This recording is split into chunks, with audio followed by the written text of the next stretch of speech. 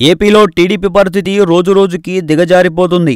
వరుస కుంభకోణాలు, అవినీతికర పాలనతో చంద్రబాబు పాలన పట్ల ప్రజలు విసుగెత్తిపోయారు. టీడీపీ నాయకుల ఆగడాలు, దౌర్జన్యాల పట్ల ఏపీ ప్రజల్లో తీవ్ర నిరసన వ్యక్తమవుతోంది.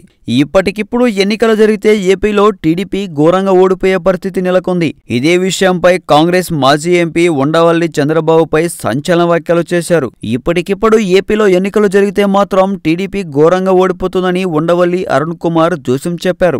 చంద్రబాబు చెబుతున్నట్లు పోలవరం 2019లోగా పూర్తి కాలేదని, దివంగత నేత వైఎస్ ఇంకో ఏడాది బతికుంటే పోలవరం పూర్తయ్యేదని ఉండవల్లి అన్నారు.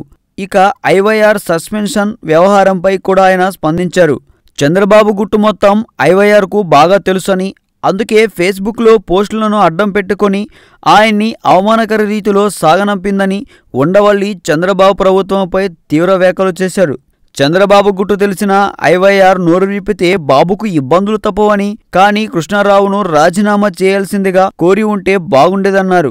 అయితే ఏకపక్షంగా పదవి నుంచి తొలగించడం ద్వారా కృష్ణారావు కంటే చంద్రబాబుకే 100 రెట్లు ఎక్కువగా నష్టం జరిగిందని ఉండవల్లి అన్నారు. భ్రమరావతి రాజధానిలో చంద్రబాబు, టీడీపీ నాయకులు కుంభకోణాల గురించి ఐవైఆర్ స్పష్టంగా తెలుపుదని, అలాగే విశాఖ కుంభకోణం గుట్టు కూడా ఐవైఆర్కు తెలుసన్నారు. అందుకే ఆయన్ని వదిలించుకునేందుకు కుట్ర పన్నారని ఉండవల్లి ఆరోపించారు. మొత్తంగా 3 కబ్జాలు, 6 దందాలుగా చంద్రబాబు పాలన సాగుతుందని, ఇప్పటికిప్పుడు ఎన్నికలు జరిగితే టీడీపీ ఘోరంగా ఓడిపోతుందని మాజీ ఎంపీ ఉండవల్లి సంచలన వ్యాఖ్యలు చేశారు.